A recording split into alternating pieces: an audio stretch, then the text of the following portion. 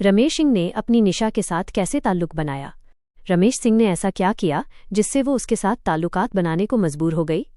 वो ऐसे ढंग से नज़दीकियां बढ़ा रहा था कि निशा बेहद परेशान हो जाती, लेकिन फिर भी निशा रमेश के हर कदम में पूरा साथ निभा रही थी। दोस्तों, ये मामला है हिंदुस्तान के एक शहर का, जहां रमेश सिंह नाम का एक आदमी अपनी पत्नी पूजा के साथ रहता था।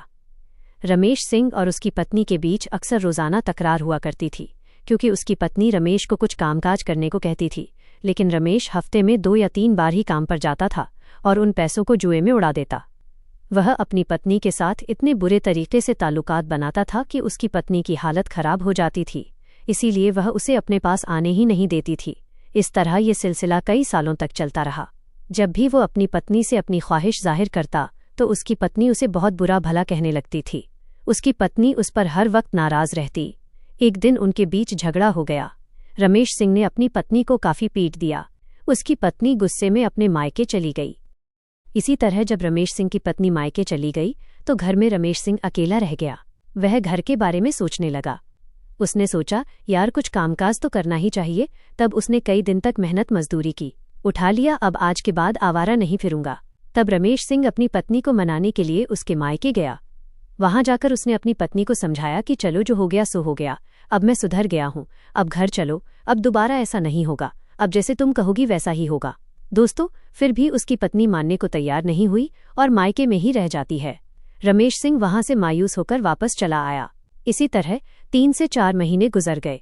फिर एक दिन रमेश सिंह फिर से अपने ससुराल गया और अपनी पत्नी को घर आने के लिए जिद करने लगा कि चलो घर चलो, अब दोबारा ऐसा नहीं होगा, अब जैसे तुम कहोगी वैसा करूंगा। लेकिन उसकी पत्नी ने उसके साथ रहने से बिल्कुल साफ मना कर दिया और कहा कि तुम जाओ, मुझे तुमसे तलाक चाहिए, मैं तुम्हारे साथ नहीं रहूंगी और ना तुम्हारे पास वापस आऊंगी। तुम्हें जिसके साथ रहना है रहो, मुझे जिसके साथ रहना होगा मैं रहूंगी, तुम अपना काम करो। तब वहां से चला आया। फिर 4 से 5 महीने गुजर गए। रमेश सिंह अकेलेपन से ऊब गया और परेशान होने लगा।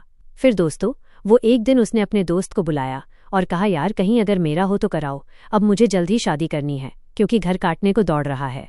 तब उसके दोस्त ने कहा, यार चिंता मत करो, तुम्हें आराम से रिश्ता मिल जाएगा, मुझे 1 महीना दो, मैं तुम्हारे लिए एक अच्छा रिश्ता ढूंढ कर लाऊंगा। दोस्तों, इतना कहकर उसका दोस्त चला जाता है और 15-20 दिन के अंदर वो एक रिश्ता लेकर वापस आया और रमेश सिंह से कहा, यार मैंने तुम्हारे लिए एक बढ़िया रिश्ता ढूंढा है। उस औरत का पति 5 या 6 साल पहले गुजर चुका है, लेकिन उसकी 16 साल की बेटी है। तुम्हें उसकी देखभाल करनी होगी, उसकी शादी भी करनी होगी, अगर मंजूर हो तो कर लो, लड़की बहुत अच्छी है। जब ये बात रमेश सिंह ने सुनी तो कहा कि कोई बात नहीं यार, हम उसकी शादी कर देंगे, लड़की अच्छी है ना। फिर उसका दोस्त कहता है, लड़की 1 नंबर की है, चलकर देख लो। फिर दोनों उस औरत के घर गए। वहां जाकर देखते हैं कि लड़की 16 साल की बहुत सुंदर है, उसकी माँ भी बहुत सुंदर है। दोनों उस औरत से बात करते हैं और उसी दिन उससे शादी कर लेता है। शादी के बाद वे उसे और उसकी बेटी को अपने घर लेकर आ जाते हैं। क्योंकि वो तलाकशुदा औरत गीता भी अपनी ज़रूरतों के लिए संघर्ष कर रही थी, लेकिन उसकी ज़रूरतें पूरी नहीं हो पा रही थी, क्योंकि सबसे बड़ी परेशानी तो उसकी जवान होती बेटी थी। इसलिए शादी के बाद अब वो भी बहुत खुश थी। रमेश सिंह और गीता दोनों के दिलों में खुशी की लहरें दौड़ीं। वो रात भर एक दूसरे के करीब रहे। सुहाग की पहली रात की तरह वो पल गुजारते रहे। इतने करीब होने के बाद गीता उसकी दूसरी पत्नी रमेश सिंह के साथ रहना पसंद करने लगी थी, क्योंकि वो उनके बीच कई बार करीब आया करता था और गीता भी चुपचाप उसका साथ देती थी। उसे भी उस रिश्ते में सुकून मिलने लगा था, क्योंकि उसका पति कई साल पहले दुनिया से चला गया था, इसलिए वो भी अकेली और तड़पती हुई थी। ऐसे ही दोनों खुशी खुशी अपनी जिंदगी बिताने लगे थे। कुछ ही दिनों बाद गीता गर्भवती भी हो गई और उसके बच्चे की पैदाइश का वक्त पूरा हो गया। तभी उसके पेट में दर्द हुआ।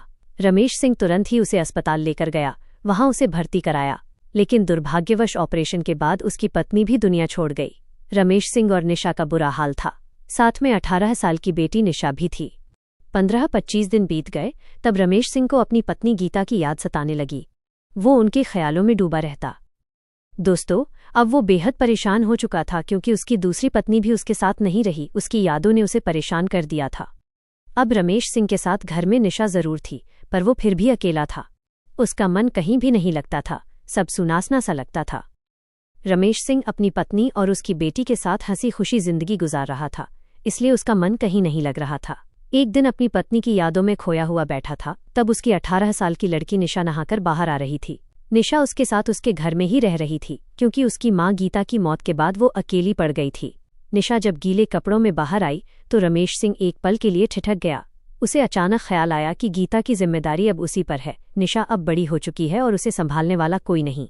वो हैरान था और सोच भी रहा था कि घर में अकेले रहते रहते उसे ये भी समझ नहीं आया कि निशा कितनी जल्दी बड़ी और समझदार हो गई है। वो अपने दिल को बार बार समझा रहा था, यार ये मेरी जिम्मेदारी है, गीता की आखिरी निशानी, मुझे इसे संभालना है।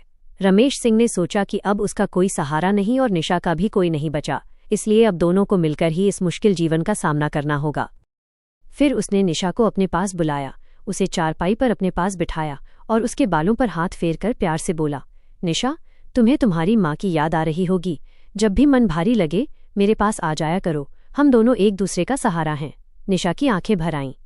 वो चुपचाप सिर हिलाकर बैठ गई, क्योंकि उसे पहली बार एहसास हुआ था कि रमेश सच में उसे अपनी जिम्मेदारी समझकर संभाल रहा है।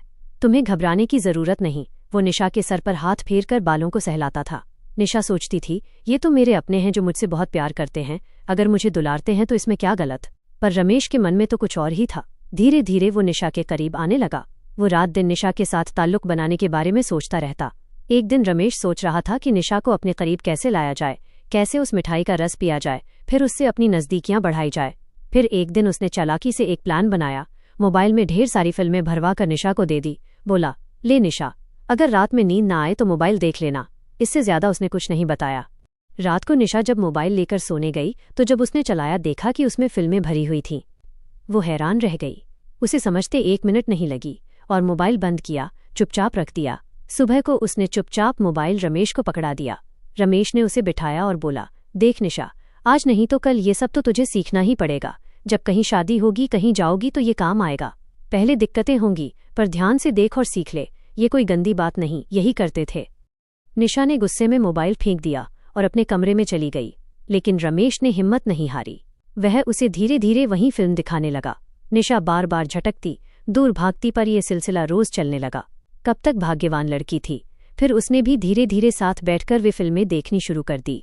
धीरे धीरे निशा भी उन फिल्मों को देखने लगी। एक दिन रमेश ने उसे फिर अपने पास बुलाया। दोनों साथ बैठकर वहीं फिल्में देखने लगे। फिर अचानक रमेश ने निशा के हाथों में अपना हाथ रखा और धीरे धीरे सहलाने लगा। उसके गालों पर हाथ फेरते हुए वो उसे चूमने की कोशिश भी करने लगा, लेकिन निशा ने उसे रोकते हुए कहा, ये आप क्या कर रहे हो, हमें ऐसा कुछ नहीं करना चाहिए। लेकिन रमेश नहीं माना। उसने उसके साथ अपनी मनमानी की और उसके साथ ताल्लुक बना लिया। इसी तरह चलता रहा। अब निशा भी रमेश का साथ निभाने लगी। अगर वो उसका साथ न देती तो और क्या करती। अब तो निशा धीरे धीरे रमेश के साथ पूरी तरह कनेक्ट हो गई थी। दोनों का ये खेल कम से कम 2 साल तक चलता रहा। फिर जब निशा 19 साल की हुई, एक दिन वो बाहर से पानी ला रही थी। वहीं गांव की 3-4 औरतें पानी भर रही थीं। उन्होंने उसे देख लिया कि निशा का पेट बड़ा और भरा भरा दिख रहा था। उन्हें शक हुआ और उन्होंने निशा को अपने पास बुलाया। जब निशा का पेट देखा तो पता चला कि वो कम से कम 6 से 7 महीने के हमल से है। जब औरतें निशा का पेट देखकर हैरान हुईं तो उन्होंने उसे पूछा, निशा यह कैसे हो गया। निशा शर्मा गई, कुछ नहीं बोली। बात इतनी बढ़ी कि गांव के सरपंच भी आ गए। सब मिल निशा से पूछने लगे, लड़की, ये सब तेरे साथ कौन कर रहा है, कौन है। कि वो डर गई और फूट फूट के रोने लगी। सरपंच ने कहा, ए लड़की, डरो मत, क्या हुआ है वो बताओ। तभी सरपंच ने पुलिस को फोन किया। पुलिस आ गई और निशा को साथ लेकर चली गई। जब पुलिस वाले निशा को थाने लेकर आए तो बड़े ही तेवर से उसे डांटने लगे, धमकाने लगे। निशा डर के मारे फूट फूट के रोने लगी। धीरे धीरे उसने सब कुछ बताना शुरू किया जो उसके साथ हुआ था। उसने पुलिस वालों और गांव वालों को सबको बताया कि कैसे रमेश वीडियो लाते थे और उसे दिखाते थे। बढ़िया से दोनों साथ बैठकर वे सब करते थे, जैसे फिल्मों में दिखाते हैं वैसा ही। निशा का दर्द सुनकर सब लोग डर गए, दुखी हो गए। वहां तक पुलिस वाले भी हैरान रह गए। जब ये बात पूरे गांव में फैली किया तो सबके पैरों तले से जमीन खिसक गई। लोगों को भरोसा ही नहीं हुआ कि कोई अपनी ही लड़की के साथ ऐसा कर सकता है। उस घर का नाम और निशान सबके सामने दागदार हो गया। फिर पुलिस ने रमेश सिंह को पकड़ लिया गया और उसे जेल भेज दिया गया। कोर्ट ने उसे उम्र कैद की सजा सुनाई ताकि कोई आगे ऐसी हरकत करने की हिम्मत भी न करे। उसके बाद निशा घर में अकेली रहने लगी। कुछ दिनों बाद निशा के पेट में अचानक दर्द हुआ। उसने पड़ोस की आंटी को आवाज लगाई। उसे अस्पताल में ले जाया गया। उसने वहां एक बच्चे को जन्म दिया। उसके बाद वो अपने बच्चे को लेकर घर में रहने लगी। गांव के सब लोग उसे ताने मारते थे, चिढ़ाते थे। एक दिन उसने गांव वालों से तंग आकर इस दुनिया को छोड़ने का फैसला किया। उसने अपने बेटे को घर में ही छोड़ दिया और जंगल में एक बड़े से पेड़ पर एक रस्सी लटकाई, और जैसे ही वो रस्सी उसने अपने गले में पहनी, गांव के एक आदमी मोहन ने देख लिया। वह जोर से चिल्लाया और भागता हुआ निशा को लिपट गया और उसे बड़ी मुश्किल से बचाया। उसे डांटने लगा। उसकी डांट में मोहब्बत थी। वो निशा को अपने घर लेकर गया और उसके बेटे को भी खूब प्यार से रखा। मोहन, जिसकी उम्र 42 साल थी, उसकी 2 बेटियां थीं जो अभी छोटी छोटी थीं। उसकी बीवी उसे छोड़कर किसी दूसरे के साथ फरार हो गई थी। मोहन ने निशा को भी अपने घर में खूब अच्छी तरह रखा। एक दिन निशा की तबीयत खराब हो गई। मोहन ने पूरी रात जागकर गुजार दी, कभी उसका सर दबाता, कभी उसके सर पर पानी की पट्टी रखता। 7-8 महीने गुजर गए। मोहन मेहनत मजदूरी करता और निशा घर में खाना बनाती थी। सरपंच ने एक दिन मोहन से कहा, मोहन, मैं निशा की शादी करना चाहता हूँ। एक आदमी है जो उसके बेटे की भी देखभाल कर ले। सरपंच ने मोहन को बताया, हाँ, पड़ोस के गांव में एक लड़का है, उसकी बीवी का देहांत हो गया था, उसका कोई बच्चा भी नहीं है और उम्र भी सिर्फ 22 साल है। मोहन सुनते ही मायूस हो गया, लेकिन निशा ने महसूस कर लिया, क्योंकि जब सरपंच मोहन से बात कर रहा था, निशा भी घर में ही थी। गांव में पंचायत बुलाई गई। सबने यही तय किया कि निशा की शादी उस लड़के से कर दी जाए, वो उसका हम उम्र है और जिंदगी अच्छी गुजरेगी। पंचायत में निशा को बुलाया गया। निशा ने कहा, हाँ, मैं शादी करना चाहती हूँ, मैं भी शादी की ख्वाहिश रखती हूँ, लेकिन मैं उस गांव के लड़के से शादी नहीं करना चाहती।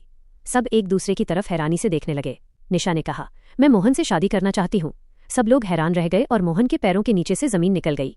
सरपंच ने कहा, ये तुम क्या कह रही हो? मोहन तो वैसे भी तुम्हारे बाप की उम्र का है। निशा ने कहा, सरपंच साहब, बाप की उम्र का तो है, बाप तो नहीं है ना। मैं शादी अगर आप रजामंद हो तो शादी करूंगी, तो सिर्फ मोहन से ही करूंगी। मैं तो कब की उसे अपना पति मान चुकी हूँ। सरपंच ने कहा और गांव वालों ने भी सबने एक साथ कहा, तुम मोहन से क्यों शादी करना चाहती हो? निशा ने कहा, वो बहुत भला आदमी है, मेरी बहुत अच्छी तरह देखभाल करता है, मेरी तरफ कभी उसने आंख उठाकर भी नहीं देखा। मैं ऐसे साफ सुथरे अच्छे आदमी के साथ क्यों ना शादी करूं? और वैसे भी दूसरा आदमी पता नहीं कोई मेरे बेटे को अपनाएगा या नहीं। मोहन मेरे बेटे को बहुत प्यार से रखता है, बिल्कुल अपनी बेटियों की तरह। मैं उसके घर में खुश हूं और उसके घर में ही रहना चाहती हूं। उसके बाद निशा ने मोहन से शादी कर ली और दोनों खुशी खुशी रहने लगे। निशा मोहन की दोनों बेटियों को भी अपने बेटे की तरह खुशी खुशी रखने लगी। इस तरह दोनों अपने बच्चों के साथ अपनी हंसी खुशी जिंदगी गुजारने लगे। दोस्तों, ये थी आज की कहानी। पसंद आई हो तो लाइक करें, चैनल को सब्सक्राइब करें और बेल आइकन का बटन भी दबाएं। शुक्रिया।